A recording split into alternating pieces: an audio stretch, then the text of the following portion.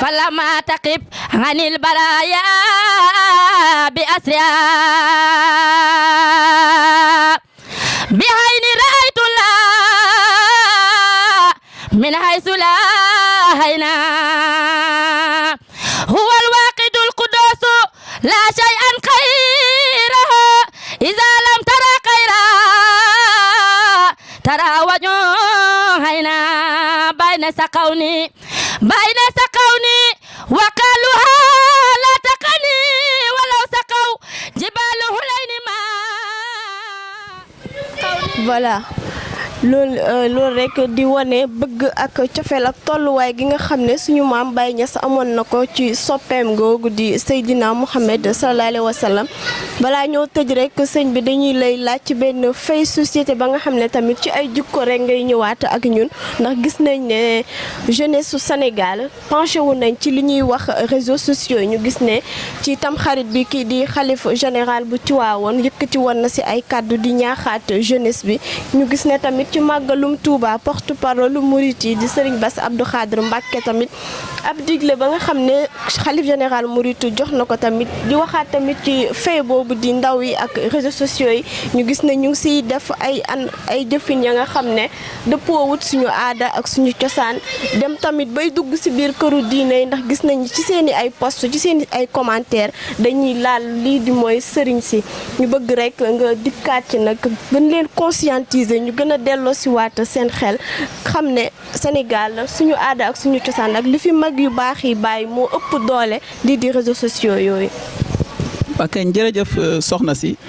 laal nga point bu sensible point la boo xam ni tubaab day faral di wax yéen da ngeen koy wax y a point d'effet sans cause y a jamais rien sans rien. Pourquoi cette jeunesse sénégalaise a ce comportement belliqueux? Pourquoi? Man, je dirais que les responsabilités sont partagées. Aussi bien ci côté parents yi, aussi bien ci état bi, aussi bien ci ñi nga xam ne ñoom la ñuy oowee les guides religieux. Il ne faut pas concevoir la face. Nañu wax li am. Un mal c'est un mal. Léegi nag dañu war a trouver une solution. Sénégal musuñu leen xam ci lii musuñu leen xam ci ñàkk teggin dañ leen mës a xam ci mbaax dañ leen mës a xam ci respecté mag dañ leen mës a xam ci ormal mag rawatina kilifa diine mais léegi contraire bi la ñu gis n'importe qui day jóge fu ne jël kàddu gu ñaaw di ko teg ci deru moroomam wala ci deru nawleem wala ci deru kilifa te bu jàkkaarloo woon ak moom du ko def kon am na feebar bu nekk ci ñun hypocrisie mi ngi fa. beneen bi mooy pourquoi jeunes yi di comporter woo noonu man je me dis que ni état bi am na ci responsabilité parents yi am nañ ci responsabilité balaa may ñëw ci chef religieux yi parents yi am nañ ci responsabilité mooy lan avant dañ daan yar ci biir kër gi koñ bi sax dañ daan yar doomu jàmbur bi nekk ci koñ bi papaam nekku fa yaayam nekku fa mu def infraction sa kanam da nga koy redresser bu papa ji ñëwee daf lay féliciter waaye léegi kan moo ñemee ci redresser doomu jàmbur ci sa biir kër bopp les parents n'éduquent plus parents yi éduquer tuñu dañuy élever xam nga élever comme nga yore say poussin di leen élever ñoom dañuy daw uti luñ ñuy dundalee njaboot gi moo leen tee nelaw mais fàtte nañu yar les parents n'éduquent plus ils élèvent ku dem ban heure ngay ñëw sa kër lan nga xam sa kër sa doom yi ñu ngi leen pendant que tu es absent sa doom yi tubaab yee leen di yar wala boog du ma ne sax tubaab yi mais l'État am na ci responsabilité programme yi nga xam ni télé yi moom la ñuy génnee di ko wane. war nañ ko xoolaat. surtout ça. des séries yoo xam ni bokkul ak sunu culture ak sunu aada. mais boo joxee xale bi mu nàmp loolu bu gàll jotee bu gàll loolu ba pare nga ne nii warul ta demee noonu ankañ ku nekk la nga nàmp loolu ngay gàll loolu lañ leen wan. kon les parents d'abord l'État dafa war a xool programme yi mu doon ay programme éducatif ay programme yoo xam ni day joxe instruction ay programme yoo xam ni volet religieux bi daf ci am doole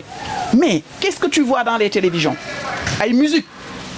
li Abdoulaye Wade bi mu demee France xaw ma ban dëkk léegi mu ne xaaral ma xool sa télévision le président bi mu xoolee gis ñi fecc ak tëb mu ne ko mais tu as un peuple heureux ah fecc tëb loolu rek fecc tëb alors que ñi ñu war a yëkkati pour valoriser leen wan jeunesse bi ne ñii ñooy exemple ñii ñooy jàngkat yi ñii ñooy borom xam-xam yi ñii ñooy borom jikko yu rafet yi ñii ñooy nangam mais dañ leen relégué au second plan ñan la ñuy wane fecckat yi waykat yi la ñuy wane bërekat yi je n'ai rien contre eux mais bu ñu jëlee loolu fesal leen ca kaw mais tey jii soo amoon envie jàng da nga naan man autant may rey sam bopp ci jàng bi bàyyil ma dem uti bàyyil ma fecci bàyyil ma wayi bàyyil ma bëri ji mais ban réew la développé donte ci culture la bokk ban réew la développé ah l'État am na ci part de responsabilité on dirait que dafay endormir sa jeunesse pour ne pas les pousser à réfléchir alors que ñoom i tamit ñu ci bëri duñu ay exemple les détournements de deniers publics assemblée ngay wane ñuy xeex di saagante di wuññi wante sutura di def loo xam ne tey jii ñoom ñi nga xam ne ñoo nekk ci kaw ñoo waroon redresser la population montrer le bon exemple ñoom ñooy di def ay trafic de passeport diplomatique ñoom ñooy jël ay jigéen di dem bitim réew ak yu demee noonu mais on est dans quel monde beneen bi mooy dérapage bu daan am mais da nga daan gis ku mel ni Baye Niass da daan taxaw ifriqiya lil ifriqiyin bind na ci benn document l'Afrique aux Africains kooku il était engagé ci panafricanisme il était engagé ba muy taxaw naan jeunesse bi bu leen nangu ñu endormir leen di leen wan image Europe Eldorado boobu nee na loolu c'est du faux fa Sénégalun yaxwi taxta zilli Muhammadun wa yaxmuduuna rabbun jëlla shahna muadda Sénégal du dañ mukk di nekk ci ron keppaar ak yonent yàlla Muhammad sallallahu alayhi wa sallam di bëgg yàlla di jaamu yàlla kon dafa ne modèle bi nga xam ni moom la ñu war a suivre mooy rasulullahi sallallahu alayhi wa sallam dem na ba monter au créneau fa ma Napoléonun aw Léninun wa markasun bi muuxan ilayhi an xabala kitaabun min allahi jalilun jalaluhu xadibun wa baaxi la yaxaafu zawala nii Karl Marx nii Lénine nii Napoléon nous reçu la révélation nee na ñoom ay théorie la ñu yore yoo xam ni ay année lay def rek mu tomber dans l'eau parce que ils n'ont pas reçu la révélation nee na révélation nag kenn moo ko yore mooy Sayyiduna Muhammad sallallahu alayhi wa sallam li mu yore lu wér la te plus on avance dans le temps mbiram di gën di leer mu ne kooku mooy référence bi yooyu bu daan am moom da doon monter au créneau wala sax bu soree nouvelle génération bi xamuñu ci dara mais maam Abdou Aziz Sy radiyallahu ta'ala anhu da daan génn di wax je n'ai rien contre les guides religieux mais est-ce que am na ñu amati boobu poigne di wax ak les gens di rectifier sax gouvernement bi di delloo si jeunesse bi buñ daan grève nangam ñu oo leen wax ak ñoom ne ñii ngeen di grèveal seen doom yaa ngi bitim réew wax ak ñoom.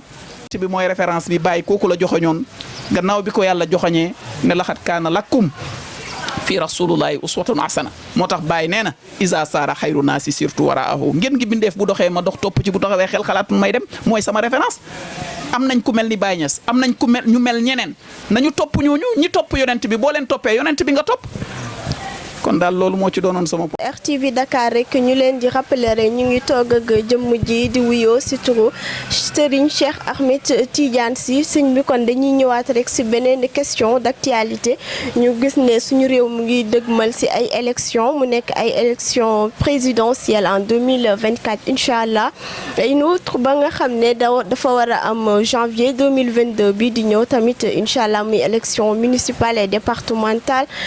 ñu gis ne tamit élection buy ñëw réew mi day gën di jëngu di gën di fitna yi di gën di bëri foofu tamit am la question à poser tamit day am relation ci jeunesse bi ñoom ndax gis nañ ne ñoom ñoo ci loru rek ndax politiciens yi dañuy toog fa ñuy toog daal di yebal ay ndaw ñi daal di xeex di def yu kenn xamut récemment rek am na bi ay fait yu xew fële sa diwaan bu Ziguinchor ci ay partisans wu Pastef ak kii di Doudou Ka ban message tamit rek ngay lancé waat jeunesse bi ak ni ñuy politiquer léegi. waaw politique moom dafa doon loo xam ni man je me dis que ni c'est noble su fekkee ni teg nañ ko ci yoon parce que politique du dara lu mooy yow ci gox bi nga bokk walla ci dëkk bi nga bokk damay xool ni sama gox jaaree yoon nit ñi mën ci dund à l'aise population bi ñu xool ñoom i tamit seen dundin naka la mën a yéwénee defe naa loolu jaamu yàlla gënu koo noble mais bu fekkee ni politique bi nga xam ni moom moo xew Sénégal politique politicienne bi xew Sénégal ça laisse à désirer parce que je me dis que ni bu fekkee ni Moussa politicien la soxna Hélène di politicienne ñoom ñu ku ci nekk yore partem kii teg programme am kële teg programme am c'est pas parce que Moussa sama mbokk la rek damay ànd ak moom wala boog c'est pas soxna Hélène sama mbokk la rek damay ànd ak moom loolu nag moo fi am léegi débat bi de faux débat mooy am pour man du ñu def débat essentiel bu fekkee ne ñor na la te tamit Moussa bi jiite parti na dëggu ci li nga xam ni moom lay woote ne changement lii laa bëgg parce que sama population kat dañoo sonn bëgg naa taxaw fii bëgg naa taxaw fii bëgg naa taxaw fii man ma amee sama bët amee sama xel ma gis ni programme Moussa moo gën a yaatu te amaana bu ñu ko joxee réew mi misère lii nga xam ne ñu ngi koy dund su munut far lépp tamit dana ko wàññi mais bu boobaa tamit yaakaar naa ni waratoo utiliser doole waaye xel ngay utiliser ci côté boobu laay wax avec la jeunesse bi dañ leen di endormir dafa mel ni dañ leen di utiliser pourquoi parce que ñoom ñooy matière première u politiciens yi parce que Sénégal la jeunesse moo pourcentage jeunesse bi si tu gagnes la jeunesse tu gagnes les élections ñoom xam nañ ko si tu gagnes la jeunesse tu gagnes si tu gagnes le cœur des jeunes tu gagnes les élections ñoom xam nañ ko moo tax dañuy ñëw utiliser xale yi di leen manipuler comme pas possible mais nag jeunesse bee ko nangu tel ne devrait pas être le cas war nañ dépasser étape 1960 dinañ dépasser étape 80 ñi ngi ci 2021 ñi ngi ci 21e siècle léegi mag ña nga xam ne dañ leen daan jël sax wala àll bi di leen jël ci ay oto di leen yóbbu ñuy voté ñu leen di jox 2500 ak ay sandwich ak yu demee noonu tout ça léegi gis nga affaire yi changé na gars yi dañ naan amul problème lu ñu jox danañ jël parce que sunu xaalis la li ñuy jël di pasare sunu xaalis la waaye terewut bu ñu demee ci mbañ gàcce ga ka ñu convaincre kooku la ñuy votel li ñuy inviter la jeunesse bu ñu nangu doon ñoo xam ni dañ leen di manipuler ñoom du ñuy dem mukk au front seeni doom du ñu dem au front mais lan mooy ndeyu ñoom du ñu dem au front seeni doom du ñu dem au front yow nga demal leen au front ba di ci dee wala di ci mutiler wala boog yu demee noonu dañuy def benn délégation seet si la jox la benn enveloppe bu 500000 wala nangam loolu mën na remplacer sa bakken wala loolu mën na remplacer sa loxo bu ñu dagg wala sa bët bu yàqu wala sa tànk bu dagg soyons raisonnables léegi nag les temps ont changé affaire yi doonatul toj ay kaar xastante sànnante ay xeer gaañante Sénégal la koo gaañ sénégalais la sa mbokk sénégalais nga gaañ jaru ko li am solo mooy nañu jéem a xool la vérité des urnes koo épouser philosophie am wala idéologie am nga jàppale ko même bu fekkee ni da ngay ànd ak moom ak yooyu nga wax ak porte à porte wala boog ñi say proche nga ne leen nangam lii kat li mu wax raisonnable na nañ ko jéem a jàppale xool réellement qu'est-ce que ça va produire mais jaru ci ay saagante man pour man saagante ak dóorante c'est l'arme des faibles c'est l'arme des gens qui n'ont pas d'argument te nag bu waruñoo doon une jeunesse boo xam ni c'est une jeunesse nulle nañ ko bañ ñun ni ñu politiciens yi di manipuler au contraire ñun ñoo leen war a mën a manipuler parce que doole bi ci ñun la nekkul ci ñoom loolu nag nañ ci bàyyi xel bu ñu tojee ay institution wala lakk ay car wala ay bus wala boog yu demee noonu loolu yow yaa koy fayaat rek nga xam ko wala nga ñàkk ko defaloo ko Macky Sall defaloo ko keneen donc soyons raisonnables te nañu bàyyi violence ça ne règle rien ñi dee woon ci ay politiciens ak yu demee noonu moo xam bi Macky doon yéeg moo xam ñi dee bu yàggut ak yu demee noonu tout ça anañu te du seen waa kër ñoo perte anañu fàtte nañu leen. voilà waxtaan bi am na solo lool mais temps bi moo ñuy xoj rek xam naa ne dañuy joxate dig daje rek ba Kaolack incha allah voilà li ñuy tëjee rek mooy gàmmu gi amaat na ak contexte bi du Covid-19 yan message tamit ngay joxaate fidèles yi nga xam pèlerins yi nga xam ne ñoo war a dem fële ca dëkk bu sell ba di Medina Baye ñu respecter lii di mesure barrières yi. waaw xam naa ni loolu tamit am na solo am na loo xam ne boo ko waxee da nga koy wax pour wax rek mooy lan mesure barrière ci ay millions de population yi ñëw moom waxin la rek pour rafetal parce que caméra yaa ngi la tiim waaw te loolu bu ma ko waxee tamit waxuma ko ci loo xam ne tamit intérieurement gëm naa ko waaye daal nañu déglu rek li waa docteur wax ku nekk na jël matuwaayam waaye ñun ñi ngi yaakaar ndimbal ci borom bi subhanahu wa taala ki ñu tax a jukk dara jaam foo ko natt weesu na ko mbas mii nga xam ni lëmbëre réew mi jaaxal na adduna bi yëpp waaye jaaxalul borom bi nga xam ni moo ko wàccee ñu ngi ñaan ci barke sang boobu nga xam ni moo saafara mbooleem jàngoro yi mooy rasulullahi sallallahu alayhi wa sallam bés boobu nga xam ni dañuy màggal juddoom bëgg ko rek a tax nit ñi déplacé wu fu ne pour ñëw sant yàlla ci gane si addunaam ngir jëf ju kawe jooju rek jaam yi màng dem yaa rabbi ñu ngi lay ñaan sa barke yonent bi sallallahu alayhi wasallam nga fànkal ñu musiba ak balaa bi mu teggeeku ñu ba faw waaye tamit ñiy dem nañu bàyyi xel ne musiba wala balaa bu wàcc yàlla tëb wàcceeku sunu njuumte yeeg sunu bàkkaar yi moo waral loolu kon na doon loo xam ni tuubukaay lay doon jéggalukaay lay doon wittee fa tamit yeneen jikko yu kawe yoo xam ne dana tax ñu mën a tënku ci rasul ci njàggale yonent bi sallallahu alayhi wasallam buñ ko defee rek yàlla danañu jéggal moom mu dindi ko fi ay saaboog yooyu yëpp baax na d'accord docteur yi def naa médecine xam naa donc yooyu yëpp baax na mais am na lu ko gën jubóog sa borom ba yàlla teggil ñu balaa bi salaamaaleykum wa rahmatullah. li ñuy def rek mooy nga tënkal ñu ab ñaan rek ñu daal di yeeweeku ndax xam na am na ñu lay xaar ci biti ñu amoon contentement jàkkaarloog yow di xanaa rek di jox suñu fidèles internautes dig daje rek Kaolack incha allah ndax xam naa dinañ bu ñu amee temps rek ak xam bërëb ba fan la rek dinañ fa àgg incha allah si gàmmo gi. incha allah soxna si ñu ngi leen di remercier yow ak sa caméraman bi macha allah di ñaan yàlla. seen chaîne de référence bi muy la RTV bu Dakar yàlla def ko ba mu doon télé boo xam ni macha allah dimension internationale lay doon yàlla gën a barkeel seen liggéey ci côté bii ngeen di yëngu mu YouTube Facebook ak yooyu yàlla may leen ci doole boo xam ni beneen chaîne amu ko. ñu ngi koy ñaan ci barke yonent bi sallallahu alayhi wasallam ci barke takkusaan bi di kontaan tamit ci accueillir leen di nuyu mbokk internautes yi nga xam ne ñu ngi ñuy suivre ci RTV di leen ziar di leen ndokkeel di leen ñaanal gàmmu jàmm di ñaan mbokku taalib yëpp ak fépp fu ñu mënti bàyyeekoo ak bërëb bu ñu mënti dem pour màggal juddug yonent bi sallallahu alayhi wasallam di ñaan yàlla yóbbu leen ci jàmm ñu fekk fa jàmm màng fa mbooleem yiw jël fa ay njàngale yu bees ci jikko yonent bi sallallahu alayhi wasallam yàlla dimbale ñu takk ko di ko jëfee dellu ànd ak mbooleem yiw ak faj ak aajo di gërëm ñëpp di sant ñëpp